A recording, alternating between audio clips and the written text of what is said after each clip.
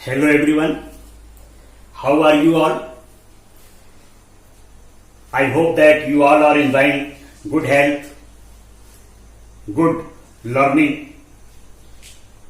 तो बच्चों, आप लोग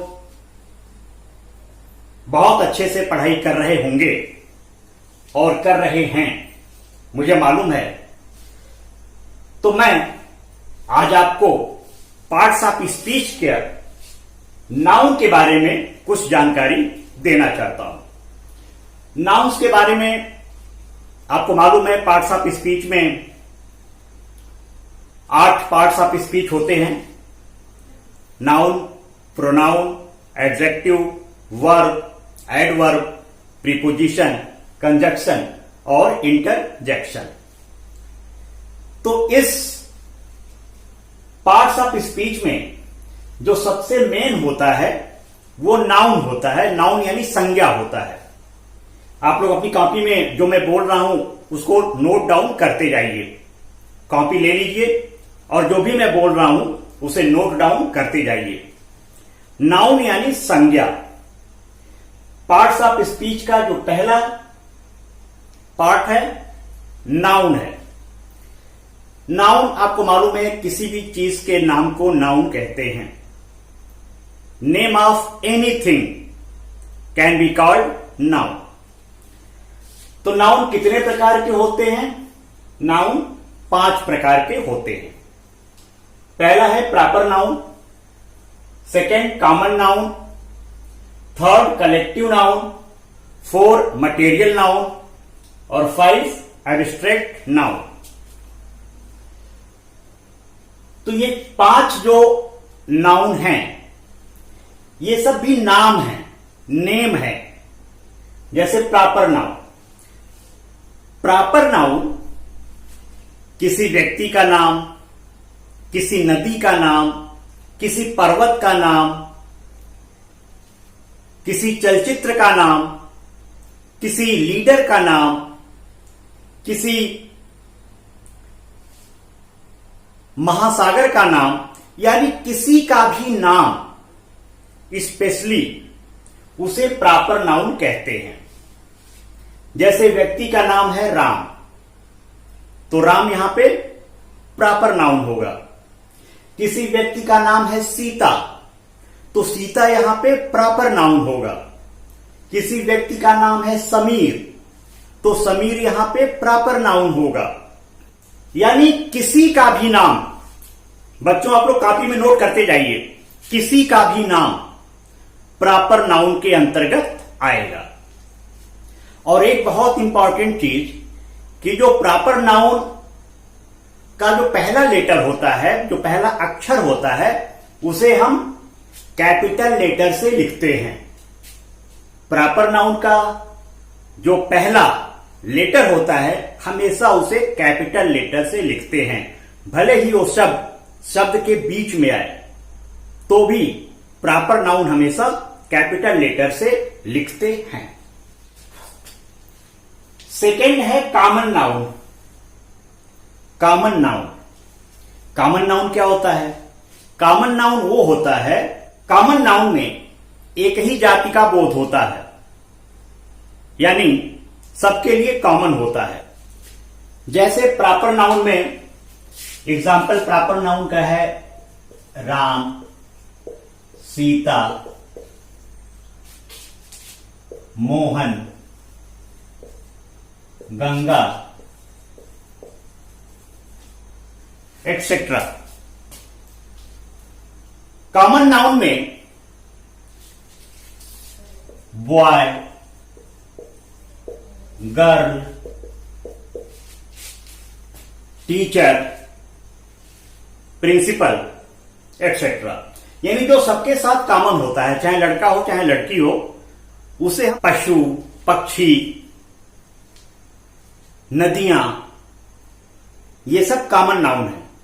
यदि इनका नाम हो जाएगा तो ये प्रॉपर नाउन हो जाएगा, लेकिन जब इसका नाम नहीं होता है तो ये कॉमन नाउन होते हैं। जैसे टीचर कॉमन नाउन है, लेकिन टीचर का नाम यदि रमेश है तो रमेश प्रॉपर नाउन हो जाएगा। टीचर का नाम यदि राधा है तो राधा प्रॉपर नाउन हो जाएगा। तो प्रॉपर नाउन और कॉमन नाउन में यही अंतर है कि प्रॉपर नाउन में स्पेसिफिक नेम होता है और कॉमन नाउन में उसकी जाति का बोध होता है। कॉमन नाउन दो तरह के होते हैं, एक होता है काउंटेबल नाउन और दूसरा होता है अनकाउंटेबल नाउन। तो बच्चों कॉमन नाउन दो तरह के होते हैं, एक होता है काउंटेबल नाउन और दूसरा होता है अनकाउंटेबल नाउन। काउंटेबल नाउन जिसको हम गिन सकते हैं, काउंट कर सकते हैं। अनकाउंटेबल नाउन जिसको हम गिन नहीं सकते। तो हम किसे किसे गिन सकते हैं? रुपया गिन सकते हैं, तो रुपया काउंटेबल नाउन हो गया। पानी को गिन सकते हैं, पानी को नहीं गिन सकते तो पानी अनकाउंटेबल हो जाएगा। इसी तरह ग्रेन है, ग्रेन यानी अनाज, अनाज को हम गिन सकते हैं, नहीं गिन सकते तो ये अनकाउंटेबल नाउन होगा। पुस्तक हम गिन सकते हैं, बुक, तो ये काउंटेबल नाउन होगा। तो कॉमन नाउन में दो, काउंटेबल नाउन्स और अनकाउंटेबल नाउन्स। इस चीज को भी आपको ध्यान देना है। अब है कलेक्टिव नाउन। जब किसी ग्रुप का बोध होता है, समूह का बोध होता है, तो कलेक्टिव नाउन होता है। जैसे आर्मी, आर्मी यानी सेना, तो ग्रुप ऑफ सोल्जर्स को आर्मी कहते हैं। क्राउड, क्राउड यानी भीड़, group of people, crowd, crowd भी कलेक्टिव नाउन है। जूरी, JURY, जितने भी न्यायाधीश होते हैं, न्यायाधीशों के समूह को जूरी कहते हैं, तो जूरी भी कलेक्टिव नाउन हो गया। बंच, बंच माने गुच्छा होता है, तो गुच्छे में या तो चाबियां रहेंगी या तो अंगूर रहेंगे, किसी भी चीज का गुच्छा है, बंच है, तो ये भी कलेक्टिव नाउन ही होगा। अगला है मटेरियल नाउन। मटेरियल नाउन यानी जो मैटर होते हैं, पदार्थ होते हैं, उसके नाम को मटेरियल नाउन कहते हैं। जैसे गोल्ड है, सिल्वर है, आयरन है, सुगर है, डायमंड है, जितने भी मैटर होते हैं उनके नाम को मटेरियल नाउन कहते हैं। इसके बाद है एब्स्ट्रैक्ट नाउन, भाववाचक संज्ञा। तो जो भी फीलिंग्स होती है इंसानों की, जो भी भावनाएं होती हैं, उसके नाम को एब्स्ट्रैक्ट नाउन कहते हैं। जो फीलिंग्स होते हैं ह्यूमंस के, उसको हम एब्स्ट्रैक्ट नाउन कहते हैं। तो जब किसी नाउन के गुण, दशा या स्टेट का बोध होता है तो उसे एब्स्ट्रैक्ट नाउन कहते हैं। जैसे क्वालिटी है, क्वालिटी है क्लेवर, ट्रुथ, तो ये एब्स्ट्रैक्ट नाउन होगा।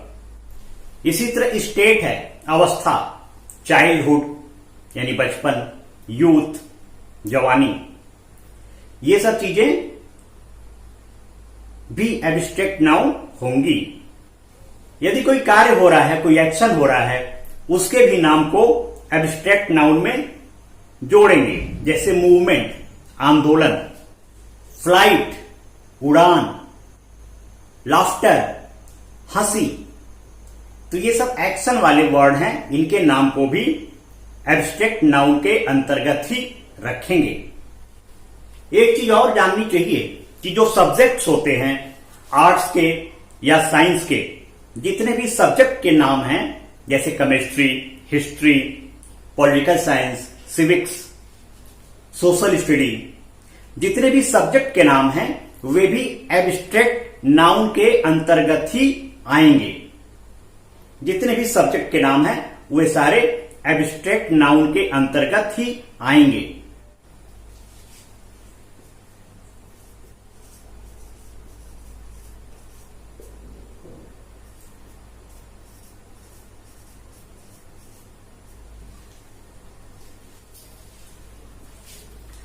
अब हम आते हैं नाउन के एक और पार्ट, जेंडर पे। जेंडर यानी लिंग, जिससे मालूम चलता है कि कोई पुरुष है या स्त्री है। तो जेंडर भी नाउन के यानी संज्ञा के अंतर्गत ही आएगा। इंग्लिश में 4 तरह के लिंग होते हैं, 4 तरह के जेंडर होते हैं। पहला है, कॉपी में नोट डाउन कीजिए, पहला है मैस्कुलिन जेंडर यानी पुल्लिंग। किसी भी नर यानी पुरुष के नाम को जेंडर मैस्कुलिन जेंडर कहते हैं, जैसे boy, man, father, husband, brother. जितने भी रिलेशन वाले नाम हैं, जितने भी रिलेशन वाले नाम हैं, वे सारे के सारे यदि पुरुष का बोध हो रहा है तो उसे मैस्कुलिन जेंडर कहते हैं। जितने भी रिलेशंस हैं उसमें नाम यदि मालूम हो जाता है हमें कि ये पुरुष है तो उसे मैस्कुलिन जेंडर कहेंगे। तो मैस्कुलिन जेंडर में बॉय हो जाएगा, ब्रदर हो जाएगा, फादर हो जाएगा, हस्बैंड हो जाएगा, एटसेट्रा।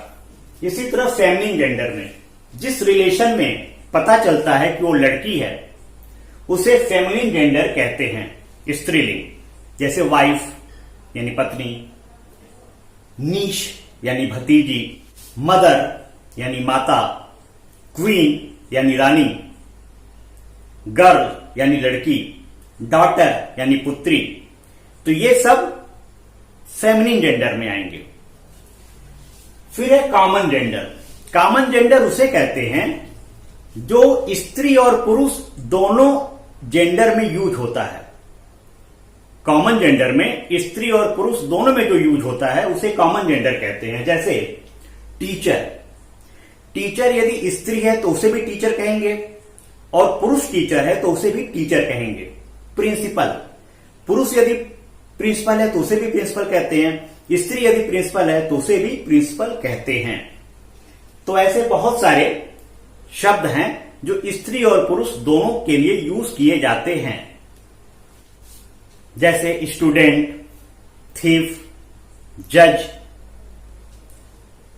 Child, baby, etcetera. अब है न्यूटर जेंडर। न्यूटर जेंडर यानी जो निर्जीव होता है, नॉन लिविंग होता है, उसे न्यूटर जेंडर कहते हैं। तो उसका भी नाम, जो भी नाम निर्जीव पदार्थों का है वो न्यूटर जेंडर में आएगा। जैसे chair, pen, duster, white board, जो भी नॉन लिविंग थिंग है उसका नाम है।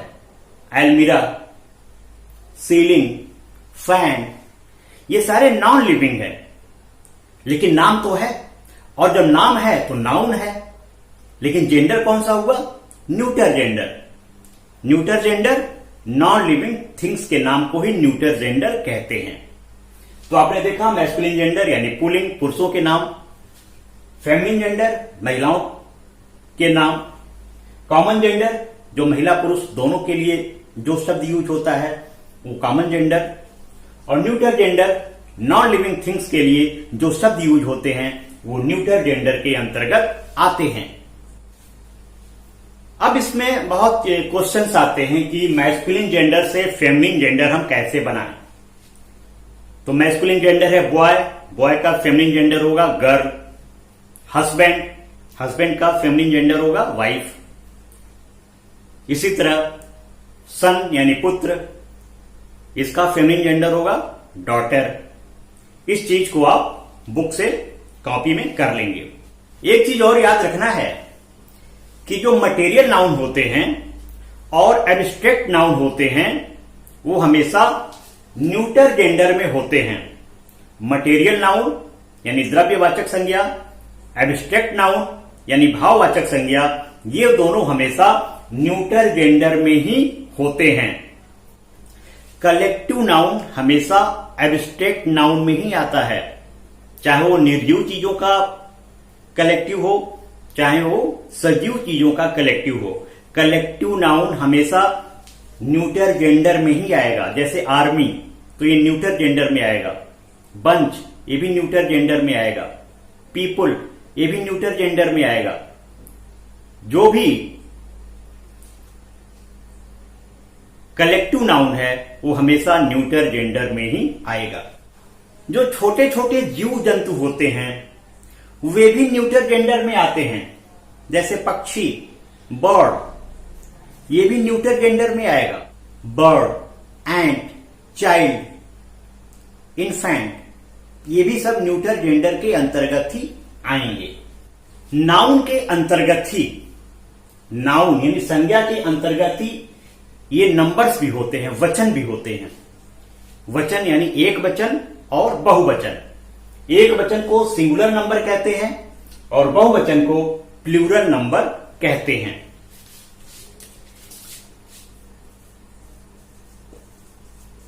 Singular number, plural number. जब किसी एक वस्तु का बोध होता है तो वो सिंगुलर नंबर होता है, लेकिन एक से ज्यादा यदि वस्तुओं का, व्यक्तियों का बोध होता है तो वो प्लूरल नंबर में हो जाता है। जैसे बॉय, यदि एक लड़का है तो उसे बॉय कहेंगे, लेकिन बहुत सारे लड़के हैं तो बॉयज हो जाएगा, उसमें यस बढ़ा देंगे, बॉयज, यानी एक से अधिक लड़के। चाइल्ड, CHILD, चाइल्ड माने एक बच्चा, जब उसे बहुवचन बनाएंगे तो चाइल्ड का चिल्ड्रन हो जाएगा, चिल्ड्रन यानी बहुत सारे बच्चे। गर्ल, गर्ल यानी एक लड़की, उसमें यस लगा देंगे, गर्ल्स, तो बहुत सारी लड़कियां हो जाएंगी। नंबर्स में मैंने सिंगुलर नंबर और प्लूरल नंबर पे वीडियो पहले भी बनाया हुआ है, आप ग्रामर प्लेलिस्ट में जाके उसको देख सकते हैं। उसमें बहुत विस्तार से बताया गया है कि सिंगुलर से प्लूरल कैसे बनाते हैं संज्ञा को यानी नाउन्स को।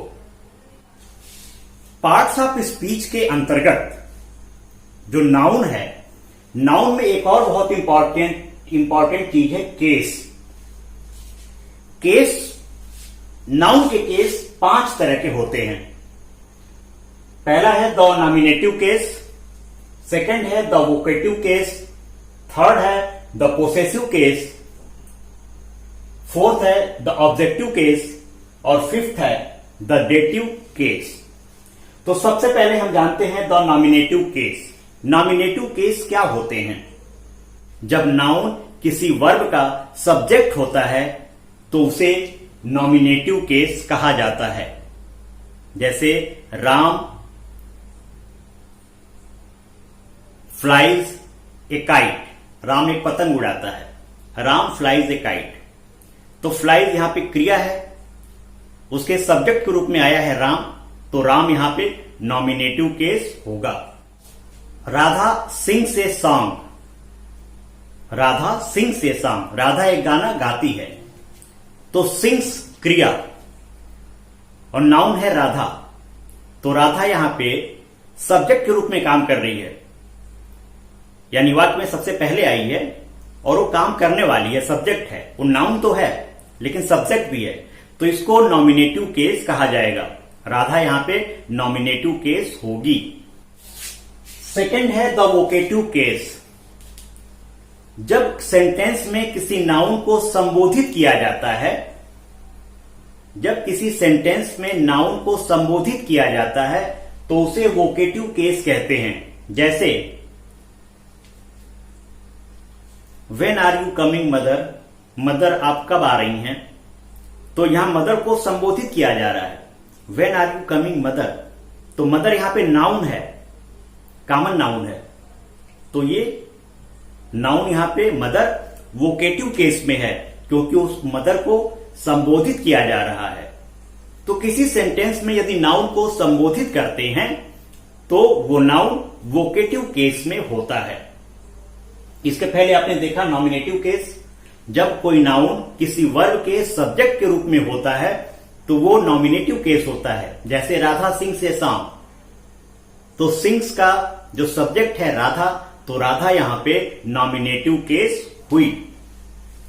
थर्ड है द पोसेसिव केस, यानी किसी चीज का होना, किसी के पास किसी चीज का होना जब होता है उस नाउन के लिए पोसेसिव केस कहते हैं।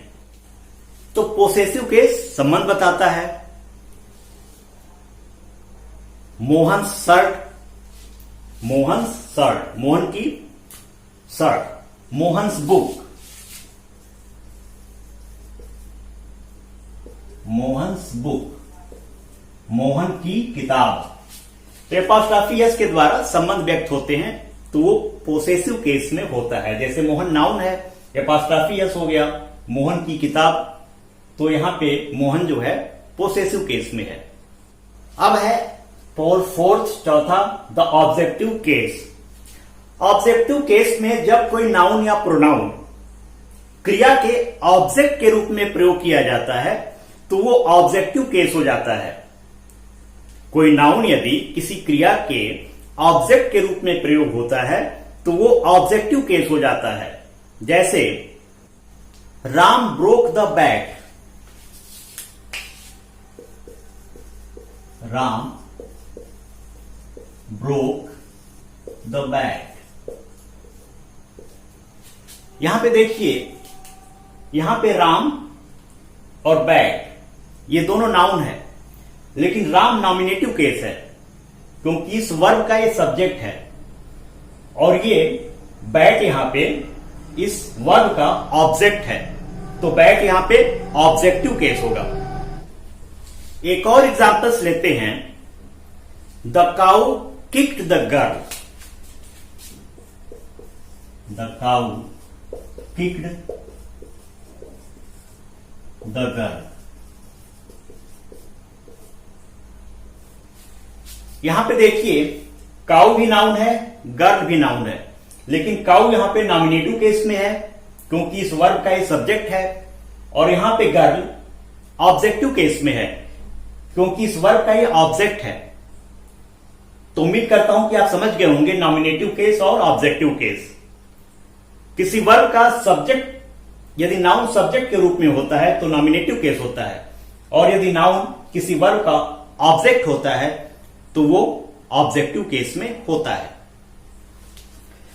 इसके बाद है द डेटिव केस।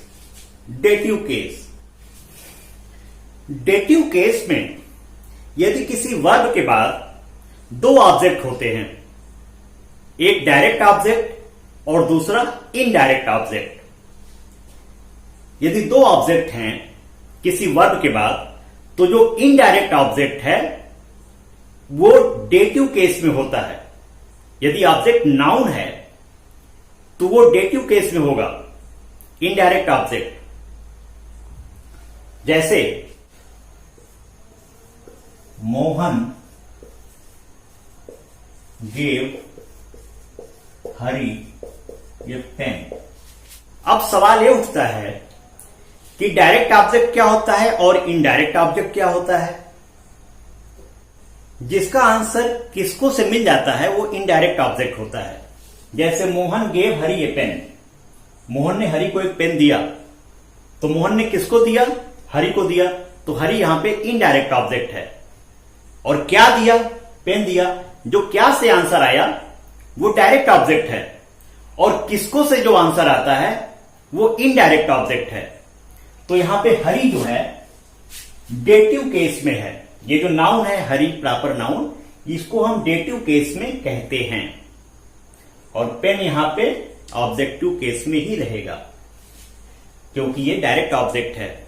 इसका आंसर क्या से मिल रहा है? क्या दिया? पेन दिया, तो डायरेक्ट ऑब्जेक्ट। किसको दिया? हरी को दिया, तो ये इनडायरेक्ट ऑब्जेक्ट, और इनडायरेक्ट ऑब्जेक्ट को डेटिव केस में माना जाता है। इस तरह से नाउन के जो केस हैं, कारक हैं, ये 5 प्रकार के हैं।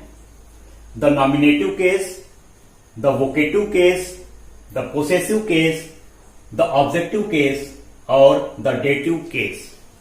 आपने देखा नॉमिनेटिव केस में किसी वर्ब का यदि नाउन सब्जेक्ट है तो ये नॉमिनेटिव केस होगा। इस वर्ब का ये सब्जेक्ट है तो मोहन नॉमिनेटिव केस में होगा।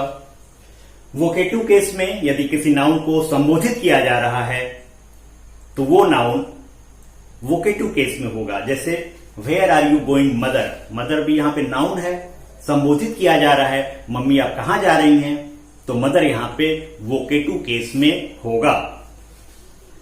पोसेसिव केस में संबंध पता चलता है किसकी चीज है वो।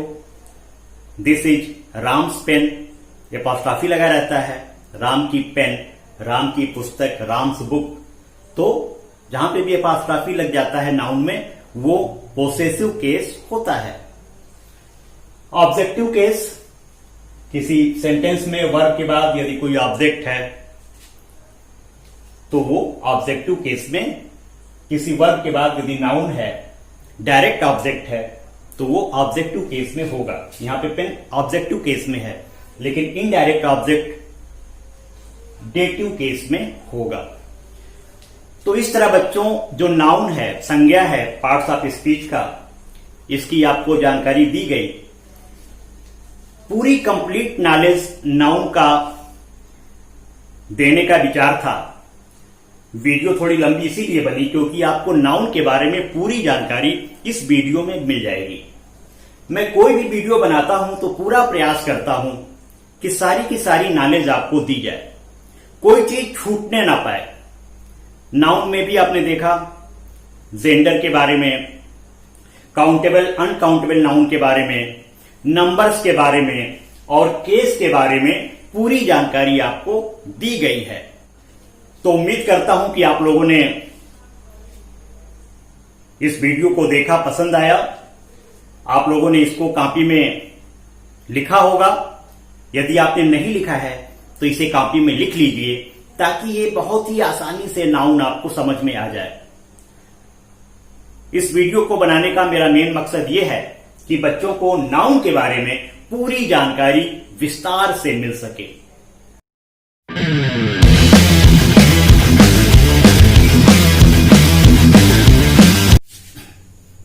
Hello everyone, how are you all students. Parts of speech में हम लोग नाउन के बारे में पढ़े थे कि कैसे नाउन, किसी का भी नाम नाउन होता है। तो नाउन की डिफिनीशन आपको बहुत अच्छी तरह याद है। A noun is the name of place, person और थिंग्स। तो जो नाम होता है, यदि किसी सेंटेंस में बार बार नाम लिखते हैं तो वो खराब लगता है। तो हम जब सेंटेंस लिखते हैं तो दोबारा उस व्यक्ति के बारे में जब बात करते हैं तो उसका नाम नहीं लिखते, हम उसके स्थान पे प्रोनाउन का यूज करते हैं। जैसे यदि एक सेंटेंस है, Ram is a boy, Ram lives in Agra. Second sentence है राम लिव्स इन आगरा। तो पहला सेंटेंस है Ram is a boy, second sentence है राम लिव्स इन आगरा। तो जो दूसरा सेंटेंस वाला राम है उसके स्थान पे हम ही लिख सकते हैं। जैसे Ram is a boy, he lives in Agra. तो यहां पे जो ही है, जो राम के स्थान पे ही लगा, वही प्रोनाउन है। तो प्रोनाउन की जो डिफिनीशन है, ये pronoun is a word used instead of a noun. ये pronoun is a word used instead of a noun, यानी प्रोनाउन हमेशा नाउन के स्थान पे जिन शब्दों को लगाते हैं उसी को प्रोनाउन कहते हैं। अब हम लोग देखते हैं काइंड्स ऑफ प्रोनाउन, कि प्रोनाउन कितने प्रकार के होते हैं। पहला प्रोनाउन है personal pronoun, second demonstrative pronoun, third indefinite pronoun, four relative pronoun, 5 interrogative pronoun, 6 distributive pronoun, 7th reflexive pronoun, 8 emphatic pronoun, 9 reciprocal pronoun और 10 एक्सक्लेमेटरी प्रोनाउन। तो ये आपको ऐसा नहीं है कि ये बहुत टफ है, यदि आप इसको पढ़ेंगे तो बहुत ही इजी है। तो बच्चों पहले जानते हैं प्रोनाउन का जो पहला काइंड है पर्सनल प्रोनाउन, व्यक्तिवाचक सर्वनाम। पर्सनल प्रोनाउन में आई, मी, माई, माइन, देखिए आई, मी, माई, माइन, ये पर्सनल प्रोनाउन में आते हैं। ये नॉमिनेटिव केस है, ये ऑब्जेक्टिव केस, ये पोसेसिव केस। जैसे यदि किसी रमेश के बारे में बात करें, रमेश को ही लिख सकते हैं प्रोनाउन में, क्योंकि रमेश थर्ड पर्सन है। इसमें आपको यह जानना जरूरी है कि पर्सनल प्रोनाउन में 3 प्रोनाउन होते हैं, फर्स्ट पर्सन, सेकेंड पर्सन और third person. First person, second person और थर्ड पर्सन। फर्स्ट पर्सन में ये आता है I, me, my, mine, we, us, our, ours. ये फर्स्ट पर्सन प्रोनाउन है, फर्स्ट पर्सन।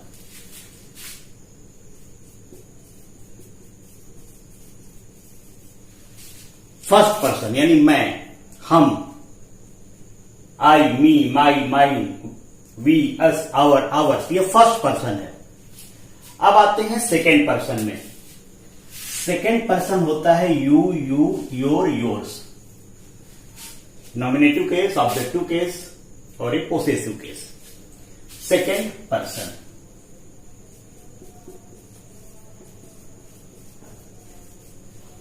बाकी जितने होते हैं ही, सी, इट, दे, ये थर्ड पर्सन होते हैं, थर्ड पर्सन। इस चीज को कॉपी में नोट डाउन कर लीजिए ताकि आपको एक्सरसाइजेस को करने में आसानी रहे।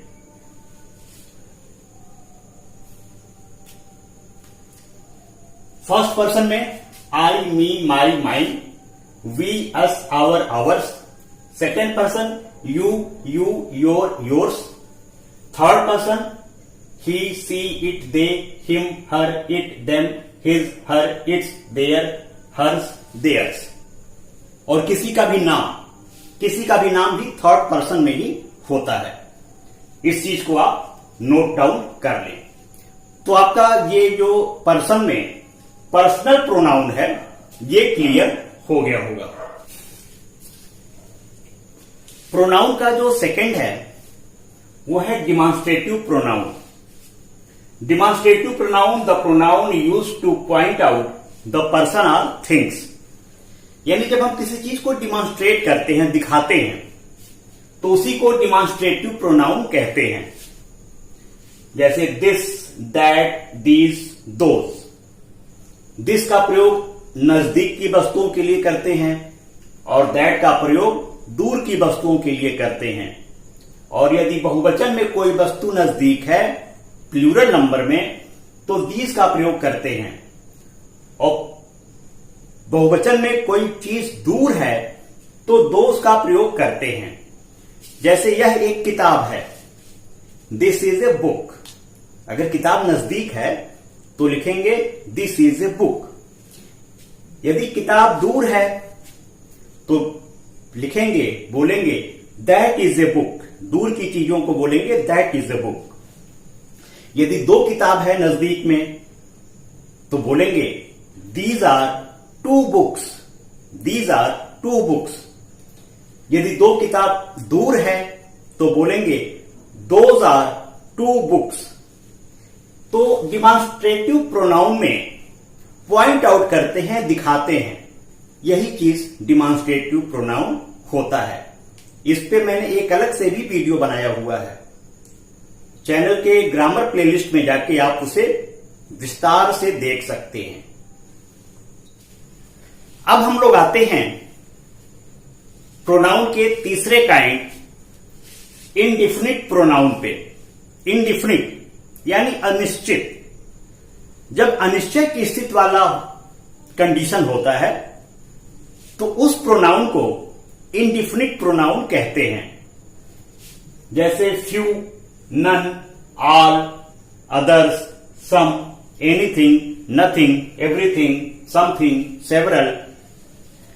जितने भी इस तरह के शब्द हैं जो अनिश्चित हैं, तो ऐसे प्रोनाउन को हम इंडिफिनिट प्रोनाउन कहते हैं।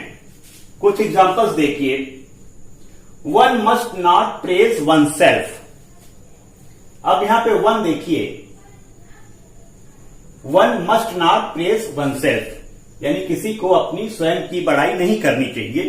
तो यहां पे वन इंडिफिनिट प्रोनाउन है। तो यहां पे वन मालूम नहीं चल रहा है कि किसके बारे में बात हो रही है। वन से यह मालूम नहीं चल रहा है कि किसके बारे में बात हो रही है, इसलिए इंडिफिनिट है, अनिश्चित है कि किसको अपनी बड़ाई स्वयं नहीं करनी चाहिए।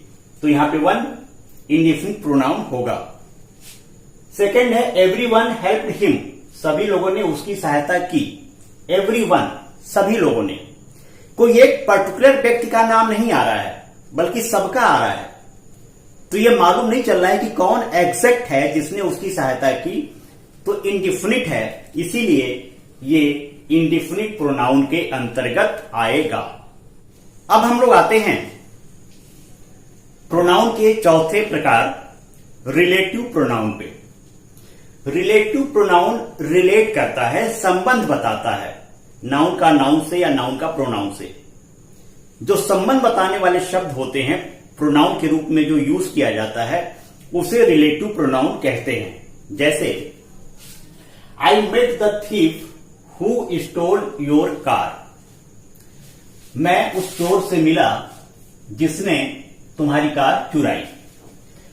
अब यहां थीफ के लिए हु लिखा हुआ है, थीफ के लिए हु, यहां हु का मतलब है जिसने, तो ये रिलेटिव प्रोनाउन हो गया। थीफ का संबंध हु से कर दिया।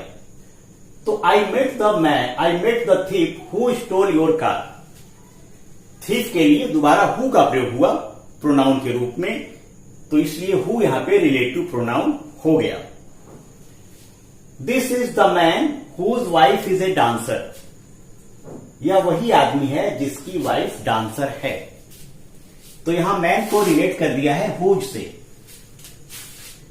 यहां पे हुज रिलेटिव प्रोनाउन हो गया, मैन को रिलेट कर दिया हुज से। थर्ड है this is the shirt which I bought, यह वही शर्ट है जिसको मैंने खरीदा। यहां पे ध्यान दीजिए तो द लगा हुआ है आर्टिकल, तो जब द लग जाता है दिस इज द शर्ट, तो इसका द का मतलब होता है वही, दिस इज द शर्ट, या वही शर्ट है जिसे मैंने खरीदा था। तो यहां पे विच और शर्ट का रिलेशन है, तो यहां पे विच रिलेटिव प्रोनाउन हुआ। इस तरह से whom, whatever, which, जितने भी रिलेशन वाले शब्द आएंगे प्रोनाउन के रूप में वो रिलेटिव प्रोनाउन कहलाएंगे। अब हम लोग आते हैं प्रोनाउन के पांचवें प्रकार इंट्रोगेटिव प्रोनाउन के बारे में जानते हैं। प्रश्नवाचक सर्वनाम क्या होते हैं? The pronoun use to frame question, जिन प्रोनाउन से का यूज करके प्रश्न पूछते हैं उसी को इंट्रोगेटिव प्रोनाउन कहते हैं। इसमें ध्यान दीजिए कि जो हु, हुम, हुज, इससे जो क्वेश्चन पूछे जाते हैं वो पर्सन्स के लिए होते हैं, व्यक्तियों के लिए होते हैं। विच लगा के जो क्वेश्चन पूछते हैं वो व्यक्तियों के लिए और वस्तुओं के लिए होते हैं, और व्हाट लगा के जो क्वेश्चन पूछते हैं वो वस्तुओं के लिए और व्यवसाय के लिए होते हैं। तो पहले हु का देखते हैं। Who is your father, who is your mother, तो ये पर्सन्स हैं, फादर और मदर पर्सन्स हैं, व्यक्ति हैं, तो हु का प्रयोग पर्सन्स के लिए। होम, हुज, किसका, हुज आर दीज बुक्स, ये सब किताबें किसकी हैं, हुज आर दीज बुक्स, तो रिलेशन या पर्सन के साथ इसका यूज करेंगे हु, हुम, हुज। विच पर्सन के साथ भी यूज होता है और वस्तुओं के साथ भी यूज होता है which. Which is your pen, which is your book, तो विच का प्रयोग पर्सन और वस्तुओं दोनों के साथ होता है। व्हाट का प्रयोग वस्तुओं के लिए भी होता है, प्रोफेशन में भी होता है। व्हाट इज योर ब्रदर, तुम्हारे भाई क्या हैं, प्रोफेशन पूछा जा रहा है। व्हाट इज योर फादर, तुम्हारे पापा क्या हैं। तो ये इंट्रोगेटिव प्रोनाउन कहलाते हैं। हु, हुम, हुज, विच, व्हाट, हाउ, ये सारे के सारे इंट्रोगेटिव प्रोनाउन होते हैं। अब हम लोग आते हैं प्रोनाउन के छठवें प्रकार, six type, distributive pronoun. Distributive pronoun जो होता है ये वितरण करता है। वाक्य में आए हुए प्रत्येक व्यक्ति और वस्तुओं का ये बोध कराता है, उसी को डिस्ट्रीब्यूटिव प्रोनाउन कहते हैं। जैसे each of the boys gets prize, यानी बच्चों में से प्रत्येक को प्राइज मिलता है। तो ईच यहां पे डिस्ट्रीब्यूटिव प्रोनाउन हुआ। Either of these roads leads to police station. Either of these roads यानी इनमें से कोई भी रोड पुलिस स्टेशन जाती है। तो यहां पे आइदर ये भी डिस्ट्रीब्यूटिव प्रोनाउन होगा। Neither of the two boys came, यहां पे नाइदर यानी दो बालकों में से कोई भी नहीं आया। नाइदर का सेंस यहां निगेटिव होता है। नाइदर माने नहीं एक तरह से। तो neither of the two boys यानी उन बच्चों में से कोई भी नहीं आया। तो ये डिस्ट्रीब्यूटिव प्रोनाउन होंगे। ईच, आइदर, नाइदर, इसको डिस्ट्रीब्यूटिव प्रोनाउन कहते हैं। इसको जब आप एक्सरसाइज करेंगे तो और आसानी आपको एक्सरसाइजेस को करने में होगी। अब हम लोग आते हैं प्रोनाउन के सातवें प्रकार, रिफ्लेक्सिव प्रोनाउन पे। रिफ्लेक्सिव प्रोनाउन ये बताता है कि उस कर्ता पे, सब्जेक्ट पे क्या प्रभाव पड़ा। ये जनरली सेल्फ या सेल्फ्स, एक वचन है तो सेल्फ SELF, बहुवचन करता है तो सेल्फ SELVES। जिस भी सेंटेंस में हो तो आप ये समझ सकते हैं कि ये रिफ्लेक्सिव प्रोनाउन है। जैसे आई हर्ट माई सेल्फ, मैंने हर्ट कर लिया खुद को, तो आई के साथ माई आता है, आई, तो यहां माई सेल्फ रिफ्लेक्सिव प्रोनाउन होगा। आई को ये रिफ्लेक्ट कर रहा है, आई को रिफ्लेक्ट कर रहा है माई सेल्फ, इसलिए माई सेल्फ रिफ्लेक्सिव प्रोनाउन होगा। वी हर्ट आवर सेल्फ, हम लोगों ने खुद को ही घायल कर लिया, तो वी का रिफ्लेक्सिव प्रोनाउन होगा आवर सेल्फ, क्योंकि वी बहुवचन है तो आवर सेल्फ, सेल्फ नहीं आएगा, VES आएगा, सेल्फ का प्लूरल सेल्फ्स, तो वी हर्ट आवर सेल्फ। तो इस तरह से रिफ्लेक्सिव प्रोनाउन में कर्ता के कामों को रिफ्लेक्ट करने वाले प्रोनाउन को रिफ्लेक्सिव प्रोनाउन कहते हैं। अब हम लोग आते हैं प्रोनाउन के आठवें प्रकार, इंफैटिक प्रोनाउन पे। इंफैटिक यानी किसी चीज पे फोर्स करना, जोर देना, वो इंफैटिक प्रोनाउन होता है। जैसे I myself showed you the way, मैं स्वयं, आई माई सेल्फ, मैं स्वयं, तो यहां माई सेल्फ इंफैटिक प्रोनाउन है, जोर दिया जा रहा है, फोर्स दिया जा रहा है कि I myself showed you the way, मैं स्वयं तुम्हें रास्ता दिखाया था, मैंने स्वयं तुम्हें रास्ता दिखाया था। तो माई सेल्फ यहां पे फोर्स किया जा रहा है, उस पर जोर दिया जा रहा है, इसलिए माई सेल्फ यहां पे इंफैटिक प्रोनाउन होगा। We ourselves can win the match, हम लोग स्वयं मैच को जीत सकते हैं, हम लोग स्वयं, तो यहां पे आवर सेल्फ इंफैटिक प्रोनाउन होगा। शी हर सेल्फ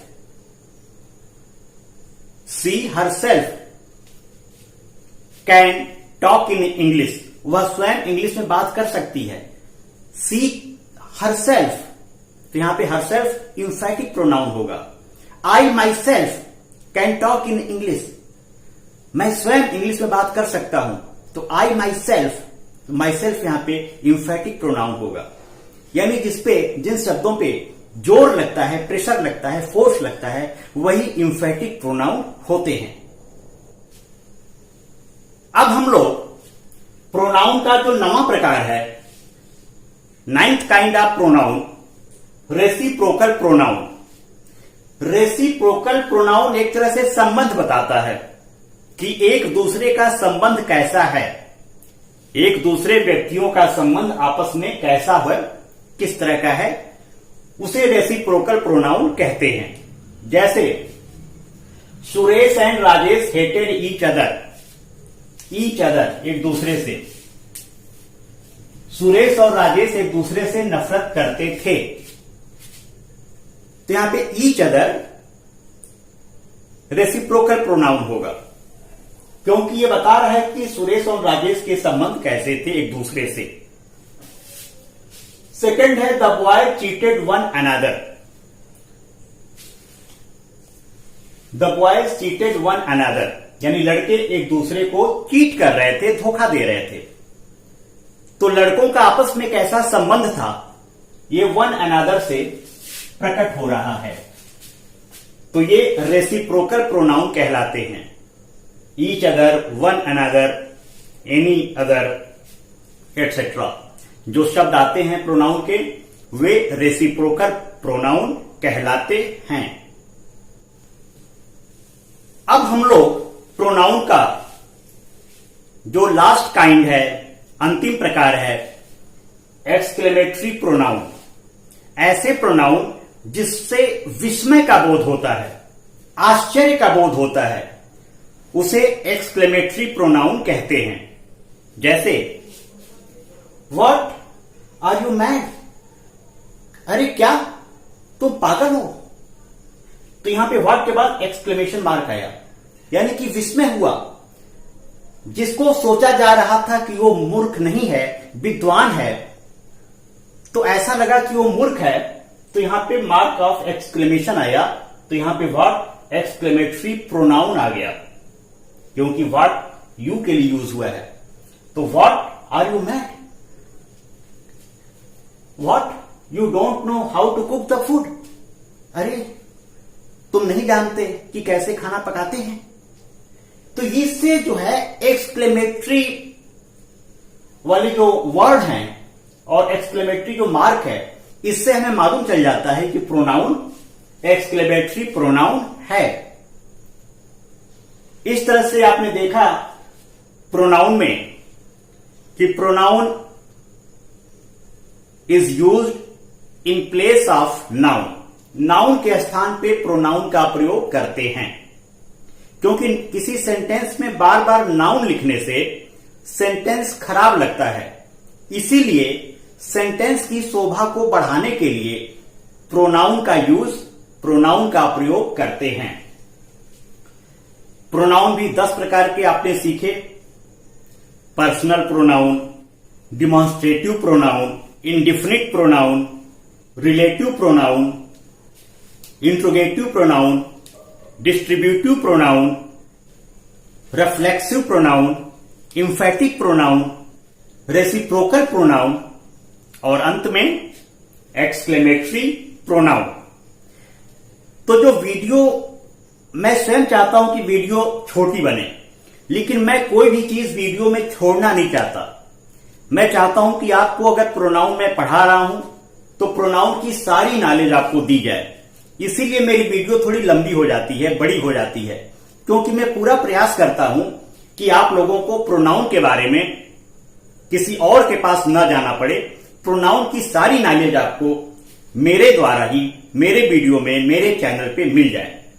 इसलिए मेरे वीडियो थोड़े बड़े हो जाते हैं। आप इस वीडियो को पूरा देखेंगे तो प्रोनाउन आपको बहुत अच्छी तरह से समझ में आ जाएगा। इसके बाद आप प्रोनाउन से संबंधित कोई भी क्वेश्चन, कोई भी एक्सरसाइज बहुत ही आराम से करके कॉम्पिटिटिव एग्जाम्स में, स्कूल के एग्जाम्स में फुल मार्क्स डिस्टिंक्शंस के साथ प्राप्त कर सकते हैं और आपकी इंग्लिश स्पीकिंग भी बहुत बेहतर हो सकती है।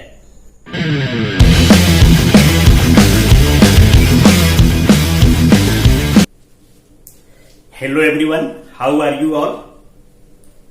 I hope you all are enjoying your learning very well. We are now learning parts of speech. First of all, noun, then pronoun, and now adjective.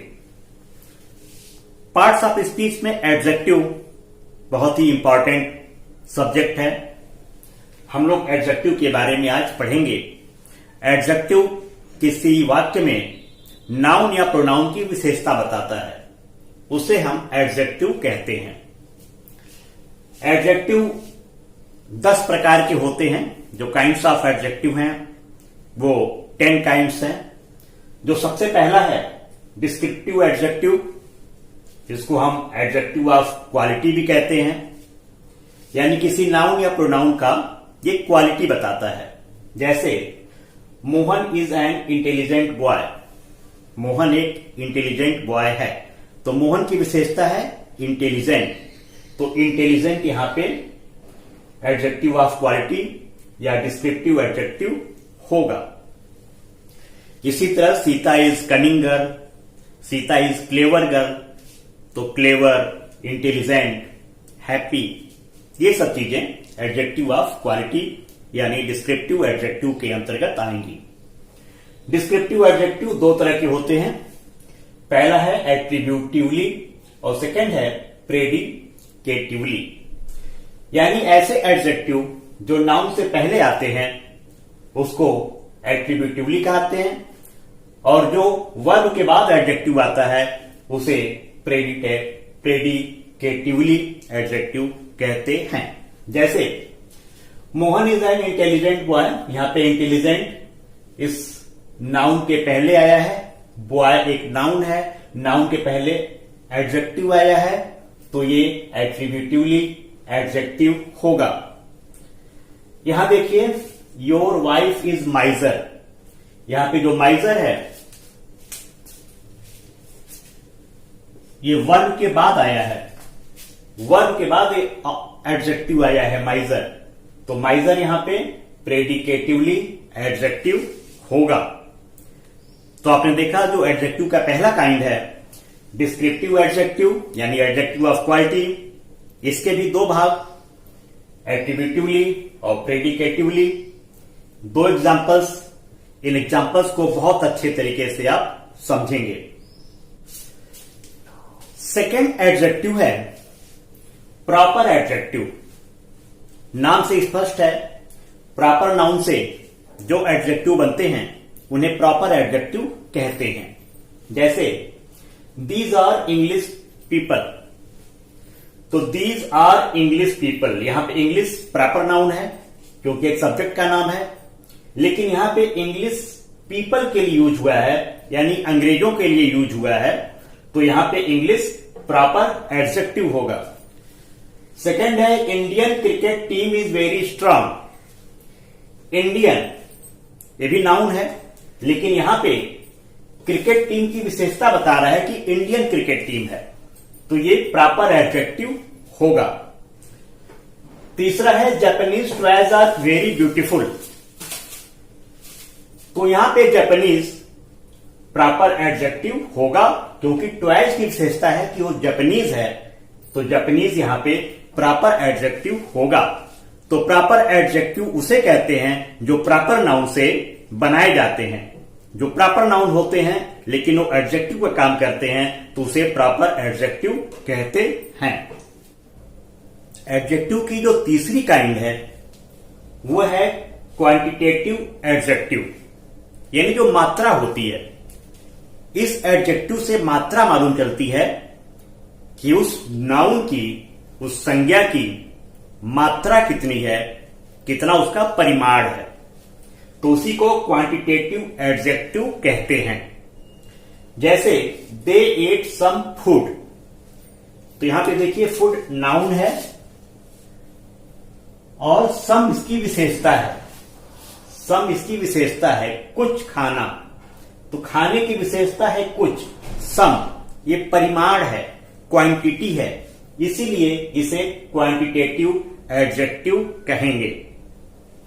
Second है I have enough money, money भी यहां पे noun है, enough काफी, पर्याप्त, तो money की विशेषता है पर्याप्त, एनफ, तो एनफ यहां पे क्वांटिटेटिव एडजेक्टिव है। They have lost all their money, यहां भी मनी नाउन है और ऑल मनी, ऑल यहां पे जितनी मनी थी पूरा, यहां पे ऑल जो है क्वांटिटेटिव एडजेक्टिव होगा। यानी जहां भी परिमाण होगा, क्वांटिटी होगी, वहां पे एडजेक्टिव, क्वांटिटेटिव एडजेक्टिव होगा। एडजेक्टिव में जो चौथा प्रकार है वो है न्यूमरल एडजेक्टिव। तो नाम से स्पष्ट है कि जो एडजेक्टिव नंबर वाले होते हैं, जो शब्द न्यूमरल होते हैं, उसे न्यूमरल एडजेक्टिव कहते हैं। जैसे there are 2000 students in our school. तो यहां पे 2 विशेषता बता रहा है, 2000 स्टूडेंट्स की संख्या को बता रहा है, विशेषता बता रहा है, इसलिए न्यूमरल एडजेक्टिव होगा। Monday is the second day of the week. Second, week की, सप्ताह की, ये नाउन है, इसकी विशेषता बता रहा है सेकेंड डे, और मंडे की भी विशेषता है सेकेंड डे। तो ये सेकेंड यहां पे न्यूमरल एडजेक्टिव होगा। एडजेक्टिव का जो पांचवा प्रकार है, फिफ्थ काइंड ऑफ एडजेक्टिव, वो है डिमॉन्स्ट्रेटिव एडजेक्टिव। डिमॉन्स्ट्रेटिव एडजेक्टिव यानी कि हम बताते हैं, डिमॉन्स्ट्रेट करते हैं। जैसे आई एडमायर सच गर्ल्स। यहां पे गर्ल्स की विशेषता सच, मैं ऐसी लड़कियों को एडमायर करता हूं, प्रशंसा करता हूं। तो यहां पे सच डिमॉन्स्ट्रेटिव एडजेक्टिव होगा। Those grapes are sweet. वे सब अंगूर मीठे हैं। तो यहां पे ग्रेप्स की विशेषता दोज है, तो दोज यहां पे डिमॉन्स्ट्रेटिव एडजेक्टिव होगा। This is a pen. Pen की विशेषता दिस, तो दिस यहां पे डिमॉन्स्ट्रेटिव एडजेक्टिव होगा। दैट इज ए फैन, तो दैट डिमॉन्स्ट्रेटिव एडजेक्टिव होगा। एडजेक्टिव का जो अगला प्रकार है वो है डिस्ट्रीब्यूटिव एडजेक्टिव, यानी ऐसे शब्द, एडजेक्टिव वाले शब्द जिससे डिस्ट्रीब्यूशन का बोध होता है, उसे डिस्ट्रीब्यूटिव एडजेक्टिव कहते हैं। जैसे every word of the boy is true. उस लड़के की बोली हुई प्रत्येक शब्द सच है। तो यहां पे एवरी जो है डिस्ट्रीब्यूटिव एडजेक्टिव होगा, क्योंकि ये विशेषता बता रहा है शब्दों की, शब्द की, तो ये डिस्ट्रीब्यूटिव एडजेक्टिव होगा। Each girl went home. तो यहां पे गर्ल की विशेषता है ईच, प्रत्येक, तो ईच यहां पे डिस्ट्रीब्यूटिव एडजेक्टिव होगा। इसी तरह आइदर या नाइदर भी डिस्ट्रीब्यूटिव एडजेक्टिव होंगे। एडजेक्टिव का जो अगला प्रकार है, सेवेंथ, इंट्रोगेटिव एडजेक्टिव है। प्रश्न पूछने के लिए जिस एडजेक्टिव का यूज करते हैं उसी को इंट्रोगेटिव एडजेक्टिव कहते हैं। जैसे हुज बैग इज दिस, यह बैग किसकी है, तो बैग की विशेषता हुज, तो यहां पे हुज इंट्रोगेटिव एडजेक्टिव होगा। विच शर्ट इज योर्स, तो शर्ट विच, कौन सी शर्ट, शर्ट की विशेषता कौन सी, तो विच यहां पे इंट्रोगेटिव एडजेक्टिव होगा। जितने भी क्वेश्चन पूछने वाले शब्द होते हैं, यदि वो क्वेश्चन पूछते हैं तो उसे और एडजेक्टिव का बोध कराते हैं, तो उसे इंट्रोगेटिव एडजेक्टिव कहते हैं। एडजेक्टिव का जो अगला प्रकार है वो है एम्फेसाइजिंग एडजेक्टिव। जब हम किसी पे जोर देते हैं, प्रेशराइज करते हैं और एडजेक्टिव का सेंस निकलता है, तो उसे एम्फेसाइजिंग एडजेक्टिव कहते हैं। जैसे I did it with my own hands. Own यानी अपना स्वयं का, हाथ, हाथ यहां नाउन है, तो नाउन की विशेषता बता रहे हैं ओन, खुद का हाथ, तो ओन यहां पे एम्फेसाइजिंग एडजेक्टिव होगा, क्योंकि ओन पे प्रेशर दिया जा रहा है कि मेरा अपना खुद का हाथ। इसी तरह this is the very picture which I saw yesterday. यह वही पिक्चर है जिसे मैंने कल देखा था। तो यहां पे वेरी का मतलब होता है वही पिक्चर, वही। तो पिक्चर की विशेषता वही, तो यहां पे वेरी इंफेसाइजिंग एडजेक्टिव होगा। एडजेक्टिव का जो अगला काइंड है वो है एक्सक्लेमेटरी एडजेक्टिव। तो आपको नाम से स्पष्ट हो जाता है कि जिसमें एक्सक्लेमेशन होता है, विस्मय होता है, उसी को एक्सक्लेमेटरी एडजेक्टिव कहते हैं। जैसे व्हाट ए ब्यूटीफुल सीन, कितना सुंदर दृश्य है। तो यहां पे व्हाट जो है एक्सक्लेमेटरी एडजेक्टिव हो जाएगा। व्हाट एन अट्रैक्टिव फोटो, कितनी आकर्षक फोटो है। तो यहां पे भी व्हाट एक्सक्लेमेटरी एडजेक्टिव होगा। सबसे आसान तरीका यही है कि सेंटेंसेस के लास्ट में मार्क ऑफ एक्सक्लेमेशन लगा रहता है, तो आप समझ जाएंगे कि एडजेक्टिव एक्सक्लेमेटरी एडजेक्टिव है। एडजेक्टिव का जो लास्ट काइंड है वो है पोसेसिव एडजेक्टिव, यानी जिसमें पोसेशन है, जिसमें स्वामित्व है, जिससे मालूम चलता है कि वो चीज किसकी है। ऐसे एडजेक्टिव को पोसेसिव एडजेक्टिव कहते हैं। जैसे योर बुक, तुम्हारी किताब, तो बुक की विशेषता है योर, तो योर यहां पे possessive adjective. His father, father noun है, नाउन की विशेषता हिज, उसके पिता, तो हिज यहां पे पोसेसिव एडजेक्टिव। इसी तरह my mother, your brother, their, game, कुछ भी आप इस तरह से बना सकते हैं। तो इस तरह से आपने देखा कि एडजेक्टिव के जो काइंड्स हैं, 10 तरह के प्रकार हैं, उसका आपने विस्तार से अध्ययन किया। लेकिन एडजेक्टिव के 3 डिग्री भी होते हैं, पॉजिटिव डिग्री, कंपैरेटिव डिग्री और सुपरलेटिव डिग्री। तो इसके बारे में भी हम अध्ययन करेंगे। एडजेक्टिव में, गुण में, विशेषता में 3 डिग्री भी होते हैं। कंपैरिजन की जाती है, उन क्वालिटीज को कंपेयर करते हैं 3 डिग्री के माध्यम से। वो डिग्रीज हैं पॉजिटिव डिग्री, कंपैरेटिव डिग्री और सुपरलेटिव डिग्री। जैसे कोल्ड मीन्स ठंडा, लेकिन इससे ज्यादा ठंडा हो तो कोल्डर, और सबसे अधिक ठंडा हो तो कोल्डेस्ट, यानी इससे ज्यादा कोई ठंडा नहीं हो तो वो कोल्डेस्ट है।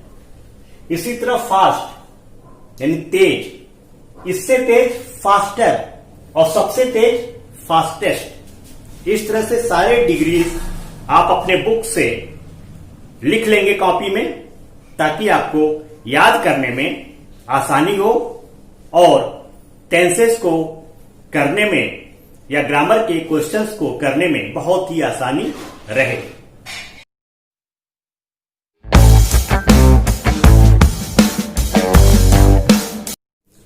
Hello everyone, how are you all? I hope you all are enjoying your learning, your parts of speech learning very well. And you also learned about noun, pronoun, adjective in previous classes. So now we start the verb. Parts of speech में verb बहुत ही important होता है। Verb यानी क्रिया, जिससे किसी वाक्य में कर्ता के द्वारा कोई काम होता है, या सब्जेक्ट यानी कर्ता का कोई स्टेट होता है, कोई दशा होती है, उसका वर्णन वर्ब के द्वारा मालूम चलता है।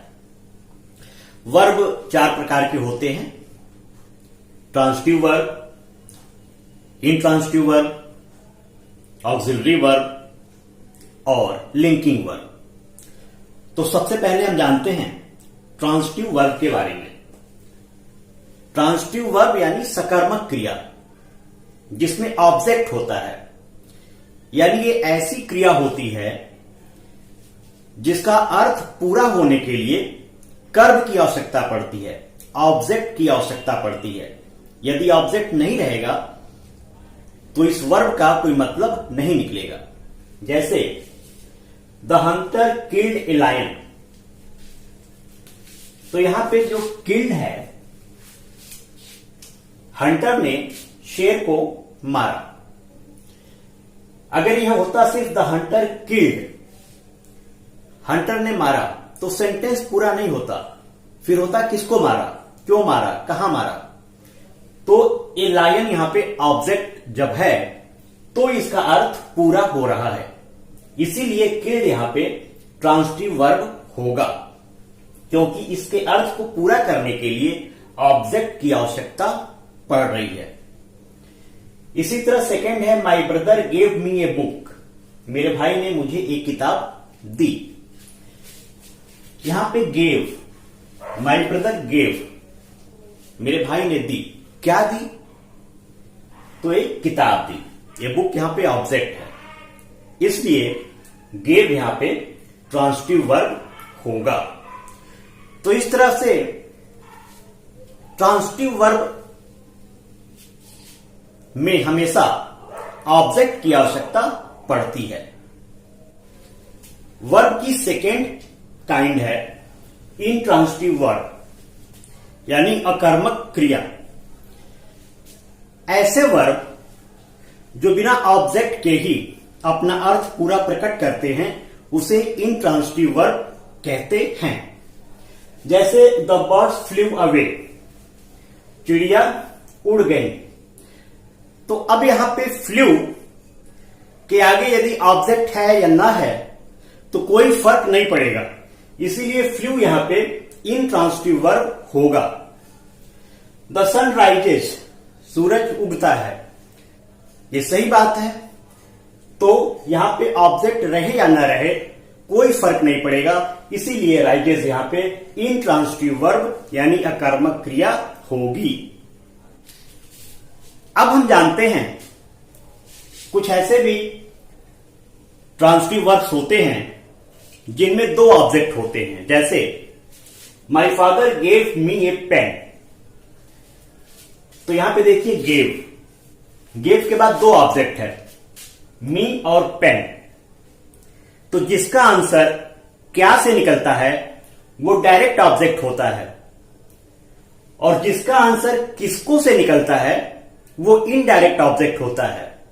तो यहां पे पेन क्या दिए, पेन दिए, तो पेन डायरेक्ट ऑब्जेक्ट है। किसको दिए, मुझे दिए, तो मुझे यहां मी इनडायरेक्ट ऑब्जेक्ट है। इसी तरह Tarachand teach us English, Tarachand हमें इंग्लिश पढ़ाते हैं। यहां पे टीच वर्ब है, दो ऑब्जेक्ट है, अस और इंग्लिश। क्या पढ़ाते हैं, इंग्लिश। इंग्लिश यहां पे डायरेक्ट ऑब्जेक्ट, किसको पढ़ाते हैं, हमें, अस, तो अस यहां पे इनडायरेक्ट ऑब्जेक्ट होगा।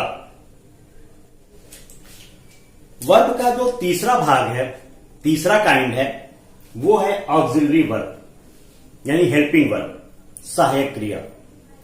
ऑक्सिलरी वर्ब जो सहायक क्रिया होती है वो किसी नाउन या प्रोनाउन का स्टेट बताती है, कंडीशन बताती है, उसकी दशा बताती है कि वो किस कंडीशन में है, उसकी अवस्था क्या है। तो इसमें दो होते हैं, एक होता है प्राइमरी ऑक्सिलरी और दूसरा होता है मॉडल्स। प्राइमरी ऑक्सिलरी जैसे बी यानी is, am, are, was, were, ये प्राइमरी ऑक्सिलरी है। Has, have, had, do, does, did, तो ये अवस्था बताती है। जैसे राम एक लड़का है तो राम की अवस्था है कि लड़का है, Ram is a boy. She is a girl, उसकी अवस्था है girl, she is a girl, तो इज यहां पे ऑक्सिलरी वर्ब होगा। इसी तरह मॉडल्स है can, could, may, might, used to, need, dare, ought to, ये सारे जो ऑक्सिलरी वर्ब हैं इन्हें मॉडल्स कहते हैं। मॉडल्स पे मैंने एक वीडियो पहले भी बनाया हुआ है, आप उसे देख करके विस्तार से अध्ययन कर सकते हैं। वर्ब की चौथी काइंड है लिंकिंग वर्ब, संयोजक क्रिया। जो संयोजक क्रिया होती है उसे लिंकिंग वर्ब कहते हैं। ये नाउन या प्रोनाउन का संबंध किसी दूसरे नाउन या एडजेक्टिव से बताता है। उसे लिंकिंग वर्ब कहते हैं। जैसे सुनील इज एन एडवोकेट, तो यहां पे इज, सुनील का संबंध एडवोकेट से, तो यहां पे इज लिंकिंग वर्ब होगा, क्योंकि सुनील भी नाउन है, एडवोकेट भी नाउन है और इज इन दोनों को जोड़ रहा है, तो इज यहां पे लिंकिंग वर्ब होगा। Sita is a doctor, Sita noun है, डॉक्टर भी नाउन है, इज दोनों को जोड़ रहा है, तो इज यहां पे लिंकिंग वर्ब होगा।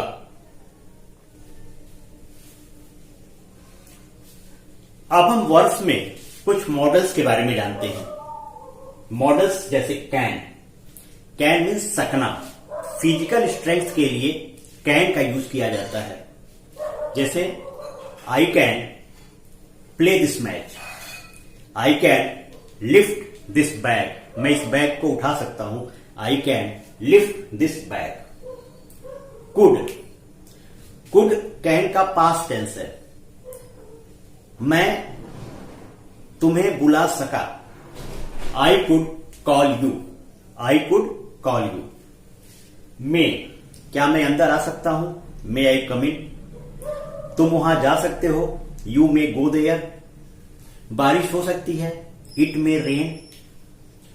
माइट, मे का पास्ट टेंस है माइट, बारिश हो सकती थी, कल बारिश हो सकती थी, it might rain yesterday, it might rain yesterday.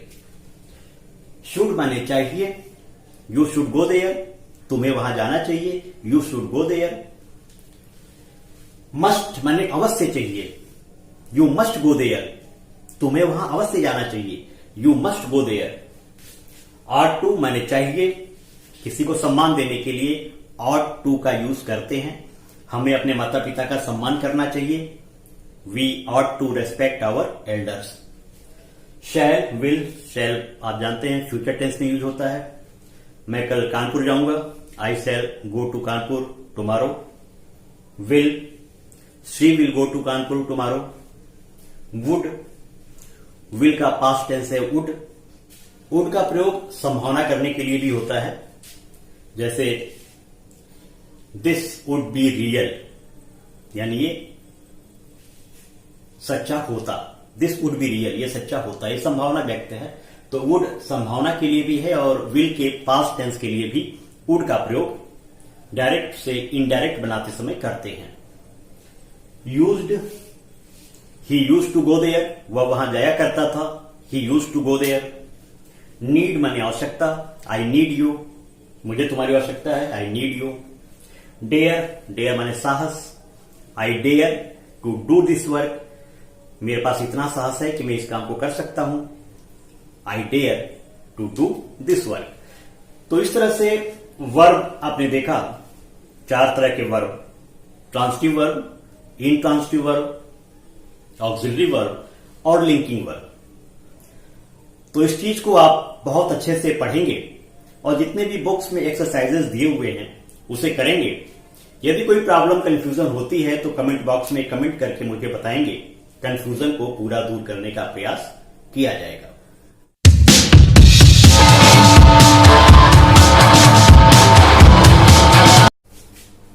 Hello everyone, how are you all?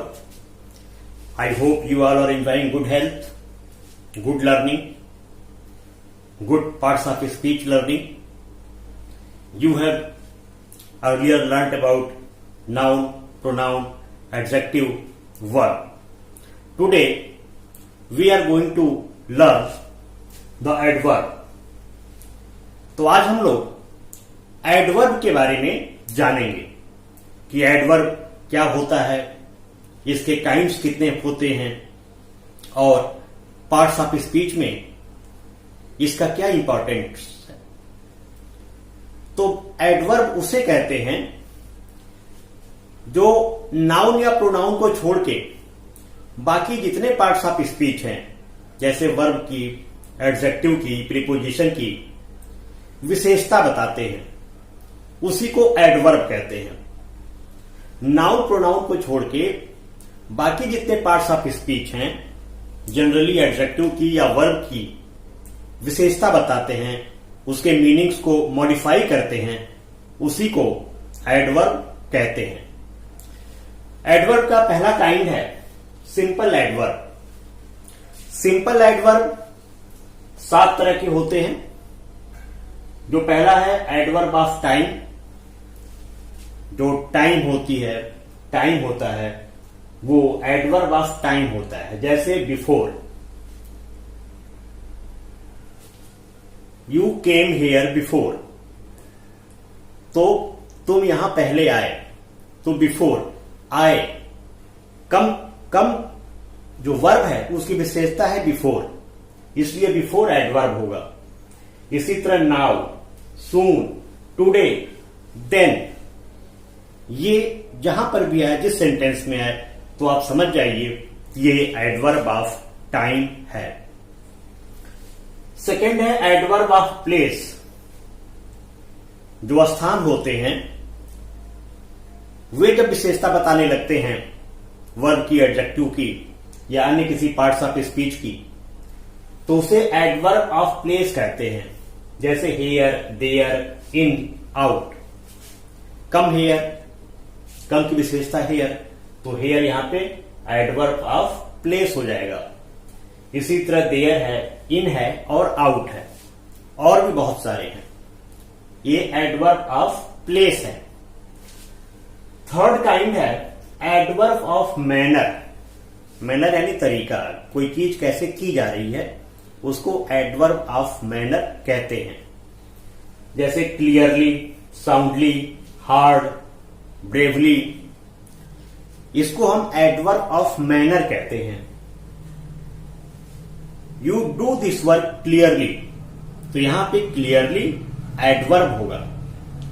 इसी तरह साउंडली, हार्ड और ब्रेवली इत्यादि शब्द भी एडवर्ब ऑफ मैनर होंगे। चौथा है एडवर्ब ऑफ डिग्री।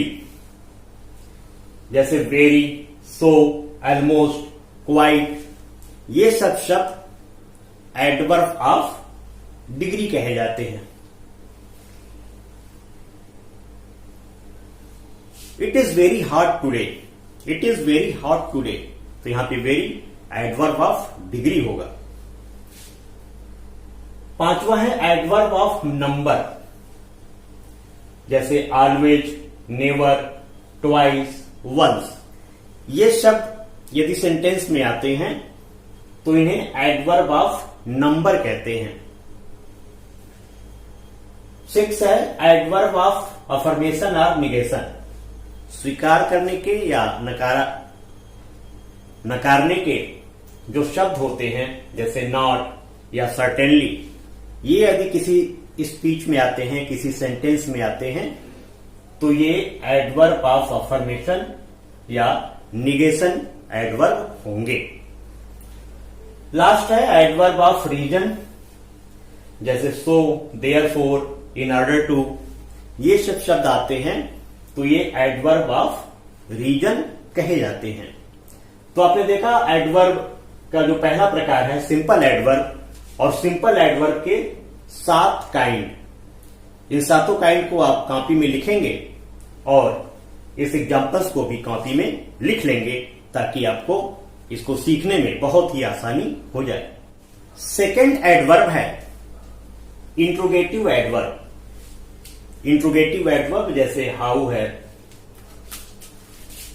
व्हेन है, वेयर है, ये जब किसी सेंटेंस में आते हैं तो ये बोध कराते हैं स्टेट का। जैसे वेयर डज ही लिव, वह कहां रहता है, तो रहने की विशेषता वेयर।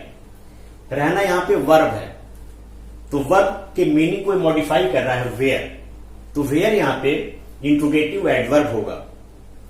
इसी तरह when did you see her last, तुमने उसे अंतिम बार कब देखा, कब देखा, तो देखने, सी वर्ब है, इसके मीनिंग को मॉडिफाई कर रहा है व्हेन, इसलिए व्हेन यहां पे इंट्रोगेटिव एडवर्ब होगा।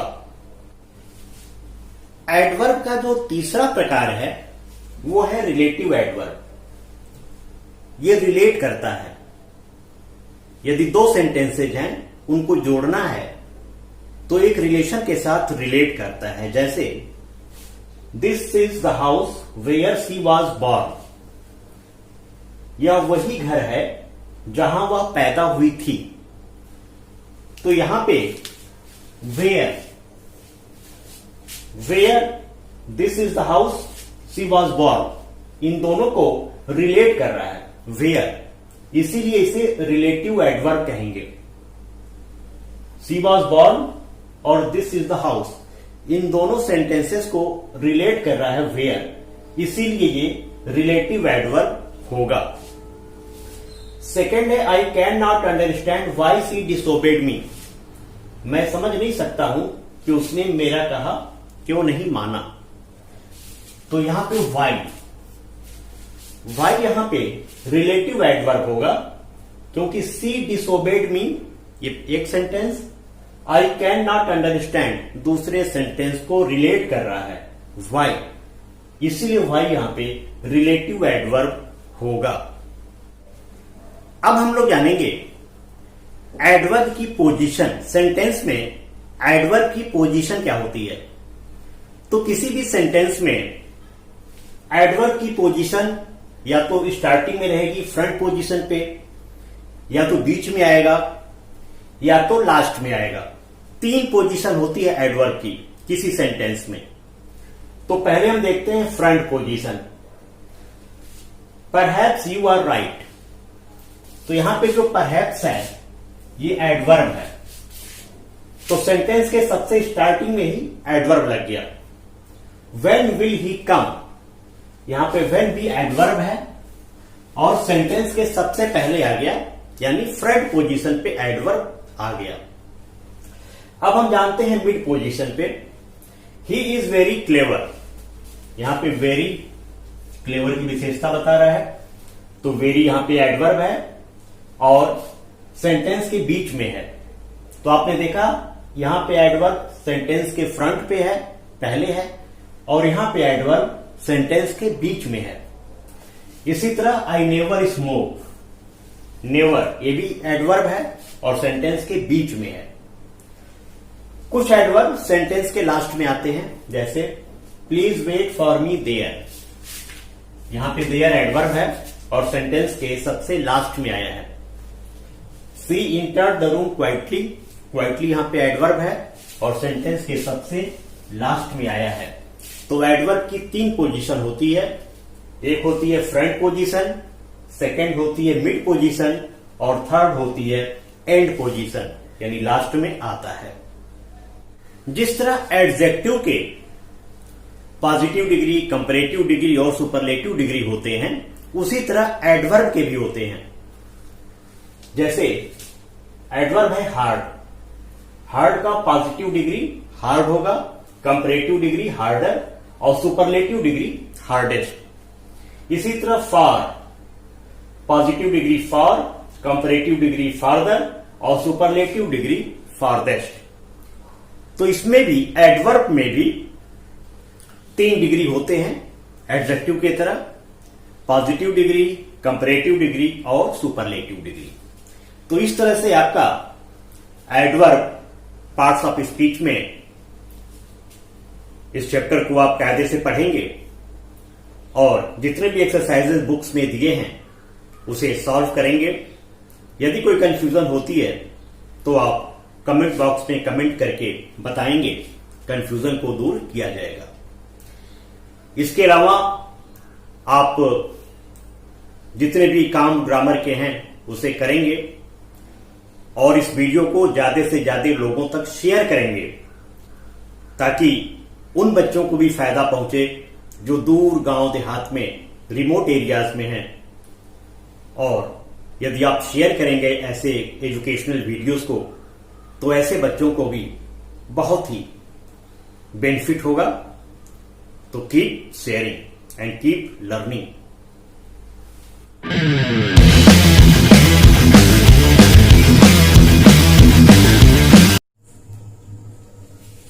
Hello everyone, how are you all. हम लोग पार्ट्स ऑफ स्पीच लगातार पढ़ रहे हैं। पहले आपने नाउन के बारे में पढ़ा, फिर प्रोनाउन, फिर एडजेक्टिव, फिर वर्ब, फिर एडवर्ब, फिर प्रीपोजिशन। तो आज हम प्रीपोजिशन के बारे में पढ़ेंगे। प्रीपोजिशन होता क्या है? Preposition is the word that relates noun to noun और नाउन टू प्रोनाउन और प्रोनाउन टू नाउन। तो ये संबंध बताता है।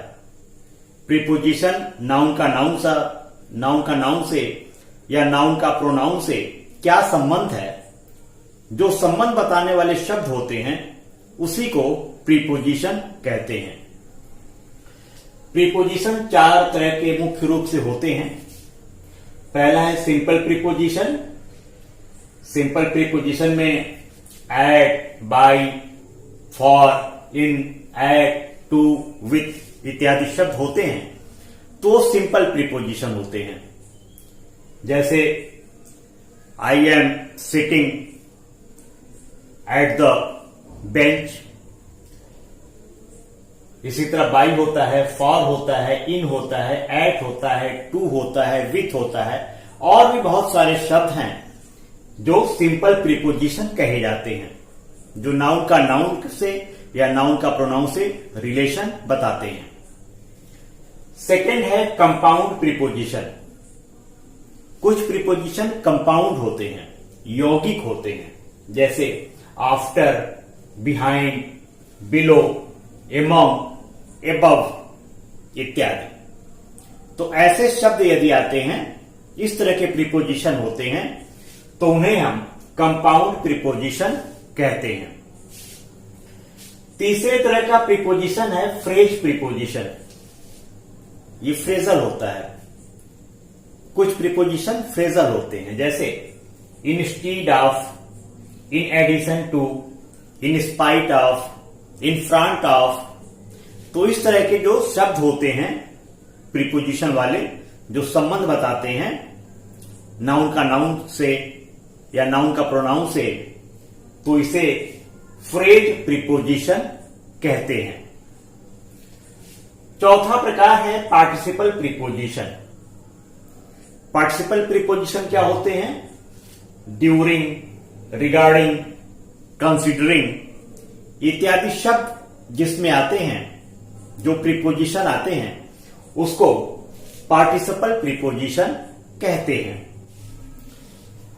आइए अब देखते हैं कुछ प्रीपोजिशन के यूज। Between, among. बिटवीन का मतलब भी बीच में होता है और एमंग का मतलब भी बीच में होता है। लेकिन जब दो व्यक्तियों के बीच में कोई बात होती है तो बिटवीन होता है, और दो से ज्यादा व्यक्तियों के बीच में यदि कोई सी चीज की बात होती है तो एमंग होता है। जैसे divide the mango between Ram and Shyam. Ram और श्याम में बराबर बराबर मैंगो को डिवाइड कर दो, तो यहां बिटवीन आएगा। लेकिन यदि दो लोगों से ज्यादा है और आम का डिस्ट्रीब्यूशन करना है, तो हम बोलेंगे divide the mango among these students. Divide the mango among these students, यानी स्टूडेंट्स दो से ज्यादा हैं तो बिटवीन नहीं आएगा, फिर एमंग आएगा। और यदि दो लोग रहेंगे तो बिटवीन आएगा। इसी तरह इन और इनटू है। इन स्थिर अवस्था होती है, स्थिर अवस्था के लिए इन का प्रयोग करते हैं।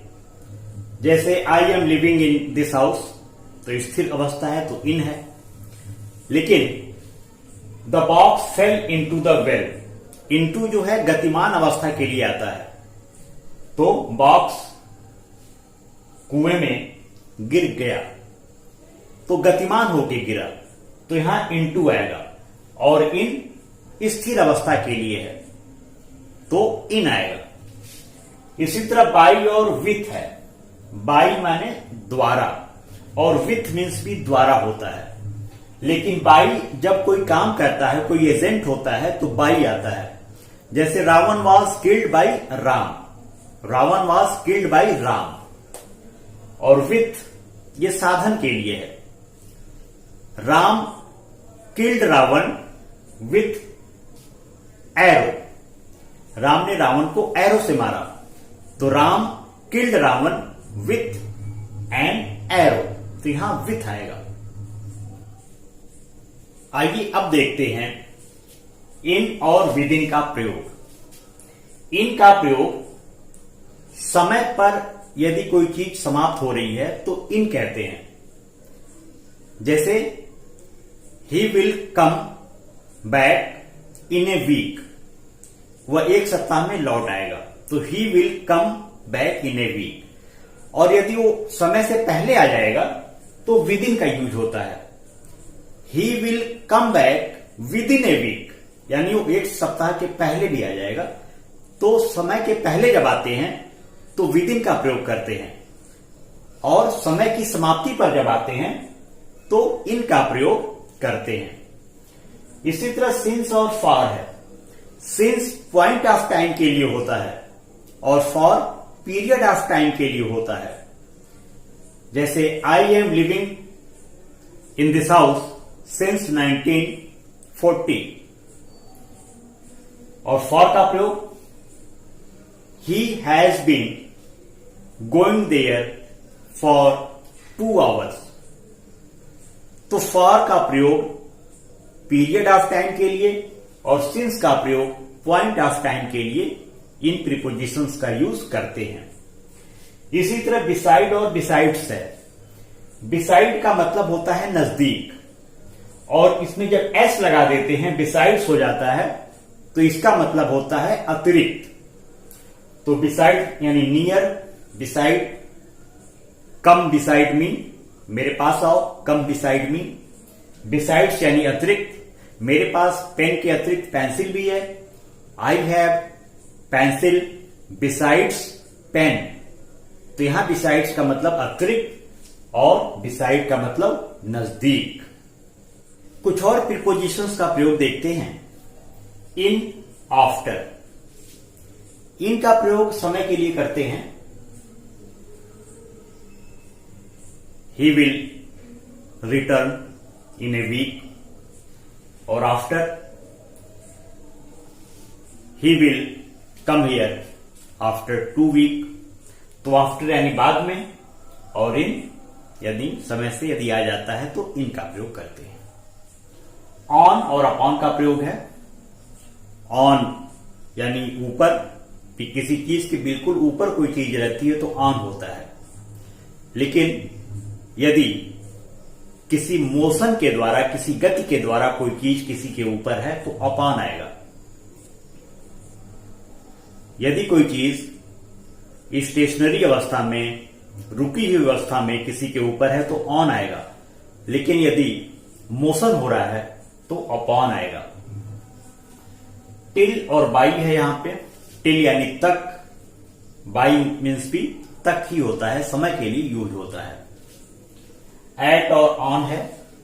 एट का प्रयोग पॉइंट ऑफ टाइम के लिए, और ऑन का जो यूज होता है पीरियड ऑफ टाइम के लिए। इस रूप में इस प्रीपोजिशन का प्रयोग करते हैं। तो बच्चों, इस तरह से प्रीपोजिशन के जितने भी यूज हैं, जब आप उसे करेंगे तो आपको बहुत ही आसानी से इसके जो एक्सरसाइजेज हैं करेंगे आप, तो जितना ही इसकी प्रैक्टिस करेंगे उतना ही आपको समझ में आएगा। बस आप इतना जानिए कि प्रीपोजिशन संबंध बताता है। प्रीपोजिशन ऐसे शब्द होते हैं जो नाउन का नाउन से या नाउन का प्रोनाउन से संबंध बताते हैं, उन्हीं को प्रीपोजिशन कहते हैं। जितना ज्यादा एक्सरसाइजेज आप करेंगे, प्रैक्टिस करेंगे, उतने ही आप परफेक्ट होंगे। यदि कोई कंफ्यूजन होता है तो आप कमेंट बॉक्स में कमेंट करके पूछ सकते हैं, उसका आंसर अवश्य दिया जाएगा।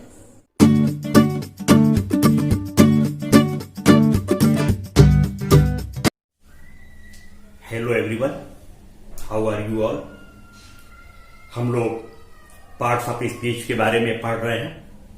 Noun, pronoun, adjective, verb, adverb, preposition हमने पढ़ा। आज हम पढ़ेंगे कंजंक्शंस के बारे में। कंजंक्शंस यानी वह शब्द जो दो वाक्यों को या शब्दों को आपस में जोड़ता है। कंजंक्शन मुख्य रूप से दो प्रकार के होते हैं। एक होता है कोऑर्डिनेटिंग कंजंक्शन और सेकंड होता है सबऑर्डिनेटिंग कंजंक्शन। तो कंजंक्शन आपको मालूम है, the word that joins two और मोर सेंटेंसेस आर वर्ड्स। तो आपने देखा कंजंक्शंस दो प्रकार के होते हैं, कोऑर्डिनेटिंग कंजंक्शन और सेकंड सबऑर्डिनेटिंग कंजंक्शन। अब हम आते हैं कोऑर्डिनेटिंग कंजंक्शन पे। कोऑर्डिनेटिंग कंजंक्शन चार प्रकार के होते हैं। पहला है cumulative conjunction, second alternative conjunction, third adversative conjunction और फोर्थ इलेटिव कंजंक्शन। ये कैसे जोड़ते हैं दो या दो से अधिक वाक्यों को या शब्दों को?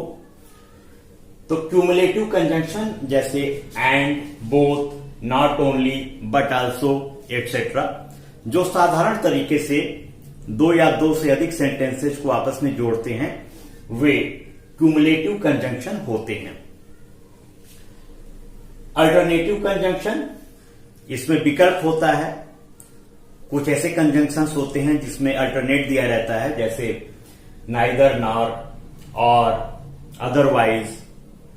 तो इस तरह के जो कंजंक्शंस वाले वर्ड्स होते हैं उन्हें अल्टरनेटिव कंजंक्शन कहते हैं। तीसरा है एडवर्सेटिव कंजंक्शन, यानी दो विरोधाभासी वाक्यों को जब जोड़ते हैं, he is poor but he is happy, वह गरीब है लेकिन खुश है। तो दो विपरीत वाक्यों को जब जोड़ने के लिए जो कंजंक्शंस यूज करते हैं उन्हें एडवर्सेटिव कंजंक्शंस कहते हैं। चौथा है इलेटिव कंजंक्शन। इलेटिव कंजंक्शन परिणाम बताता है, रिजल्ट बताता है, जैसे सो, देयरफॉर, फॉर। वह कठिन मेहनत नहीं किया इसलिए फेल हो गया, he did not work hard so he failed. तो जो परिणाम बताने वाले शब्द होते हैं वो कंजंक्शन के रूप में यूज होते हैं, तो उसे इलेटिव कंजंक्शंस कहते हैं। अब हम आते हैं सबऑर्डिनेटिंग कंजंक्शन के बारे में। सबऑर्डिनेटिंग कंजंक्शंस तीन प्रकार के होते हैं। पहला है सबऑर्डिनेटिंग नाउन क्लॉज, सेकंड है सबऑर्डिनेटिंग एडजेक्टिव क्लॉज और थर्ड है सबऑर्डिनेटिंग एडवर्ब क्लॉज। तो जिन सेंटेंसेस में कंजंक्शंस होते हैं दैट, इफ, वेदर, वे सबऑर्डिनेटिंग नाउन क्लॉज होते हैं। यानी इन हिंदी वाक्यों को जोड़ने पर कि, क्या, कहां इत्यादि शब्द यदि बोध होता है, उसका अर्थ आता है, तो सबऑर्डिनेटिंग नाउन क्लॉज होता है। सेकेंड है सबऑर्डिनेटिंग एडजेक्टिव क्लॉज। यदि विशेषता बताता है नाउन या प्रोनाउन की ऐसा कंजंक्शन, तो उसे सबऑर्डिनेटिंग एडजेक्टिव क्लॉज कहते हैं। जैसे दैट, हु, विच यदि वाक्य में आए कंजंक्शन के रूप में और वे विशेषता बताएं नाउन या प्रोनाउन की, तो उसे सबऑर्डिनेटिंग एडजेक्टिव क्लॉज कहेंगे। तीसरा है subordinating adverb clause. Adverb clause यानी कि यदि वो वर्ब की विशेषता बता रहा है या एडजेक्टिव की विशेषता बता रहा है, इस तरह के यदि शब्द आए हुए हैं कंजंक्शन के रूप में, जैसे since, wherever, then etcetera, तो उसे सबऑर्डिनेटिंग एडवर्ब क्लॉज कहेंगे। इस तरह से आप कंजंक्शंस का यूज करेंगे, एक्सरसाइज को करेंगे और जो भी कंजंक्शंस हैं उसको बहुत अच्छी तरह देखते हुए करेंगे। जितना ही आप प्रैक्टिस करेंगे उतना ही आपका conjunction parts of speech clear होगा। तो keep practising and practising again. जम करके प्रैक्टिस कीजिए, एक्सरसाइज कीजिए। कोई प्रॉब्लम होती है कमेंट बॉक्स में कमेंट कीजिए, उन प्रॉब्लम्स को दूर किया जाएगा।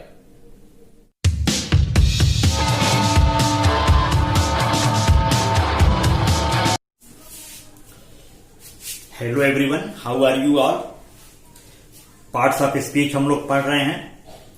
पार्ट्स ऑफ स्पीच में अब तक आपने noun, pronoun, adjective, verb, adverb, preposition, conjunction और आज हम पढ़ेंगे इंटरजेक्शन के बारे में। ये जो मैंने वीडियो बनाई हुई है पार्ट्स ऑफ स्पीच के बारे में, प्लेलिस्ट में, मेरे चैनल के प्लेलिस्ट में जाके पार्ट्स ऑफ स्पीच जब आप ओपन करेंगे तो ये सारे वीडियो आपको मिलेंगे। इससे आपका जो पार्ट्स ऑफ स्पीच है सारा कॉन्सेप्ट बहुत क्लियर हो जाएगा। एग्जाम्स में, कॉम्पिटिटिव एग्जाम्स में आपको कोई प्रॉब्लम नहीं होगी पार्ट्स ऑफ स्पीच के क्वेश्चंस को सॉल्व करने में।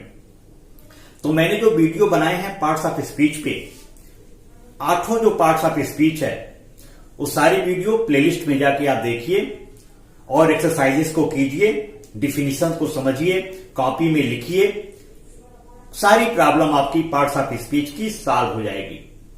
तो आज हम जानते हैं पार्ट्स ऑफ स्पीच का जो लास्ट काइंड है, द इंटरजेक्शन। इंटरजेक्शन वैसे शब्द होते हैं जो सडन फीलिंग्स होती है, जैसे अचानक हम चल रहे हैं, अचानक गिर जाएं तो ओ माय गॉड, इस तरह से जो फीलिंग्स आती है अचानक, उसी को इंटरजेक्शन कहते हैं। ऐसे शब्दों को जिसमें ये फीलिंग्स आती है, सडन फीलिंग्स आती है। रास्ते में चल रहे हैं, अचानक एक्सीडेंट हो गया तो अचानक मुंह से निकलेगा ओ माय गॉड, और यदि कोई बहुत हमको जॉय हो गया, कोई मैच हम जीत गए, hurrah, we have won the match, हा हा हा हा। तो ये जो जॉय वाली फीलिंग्स होती है, हुर्रा, हा हा, ये इंटरजेक्शन है। जो जॉय वाले फीलिंग्स है, सडन फीलिंग्स है, अचानक हम मैच जीतते हैं।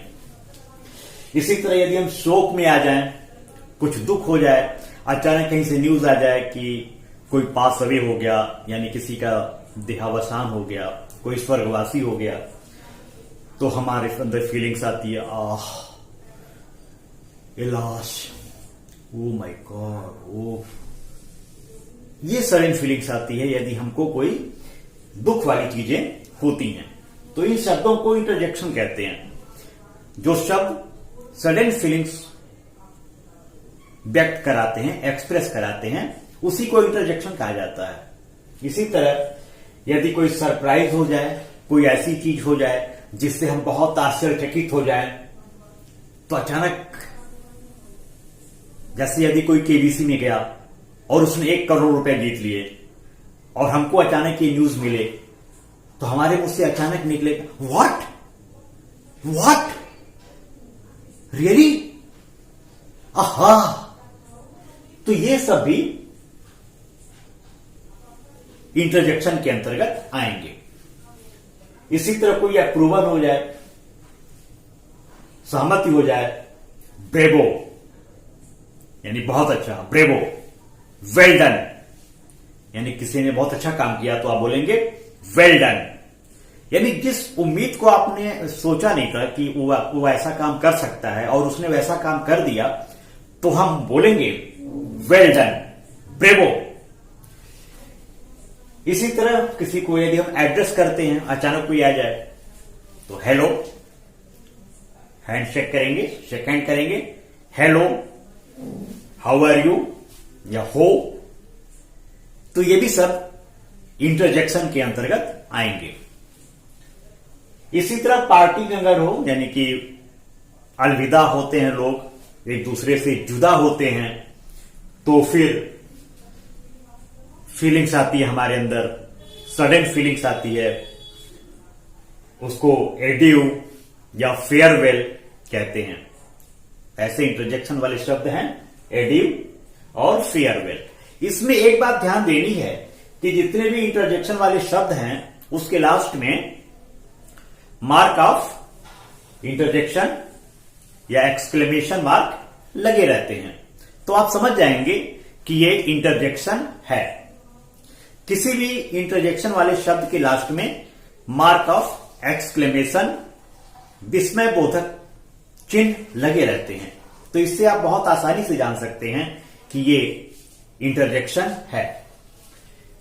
कुछ कंपाउंड एक्सप्रेशंस होते हैं, जैसे गुड हेवंस, यानी किसी ऐसे जगह पे हम जाएं जो कि बहुत अच्छी जगह है, वैसा जगह हमने आज तक कभी देखा नहीं, तो हम कहेंगे good heavens, good heavens, good gracious, good, gracious.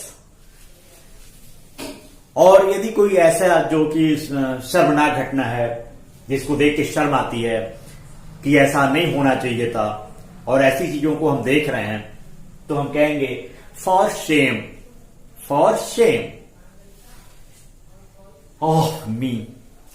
कोई चीज यदि हमें हमारे सामने आ जाती है और हम थोड़े एक्वर्ड फील करते हैं, हमें लगता है कि हमें ये काम नहीं करना चाहिए लेकिन हमने कर दिया, तो हम सडन फीलिंग्स हमारे अंदर आएगी, इंटरजेक्शन वाला शब्द हमारे अंदर आएगा, ओह मी।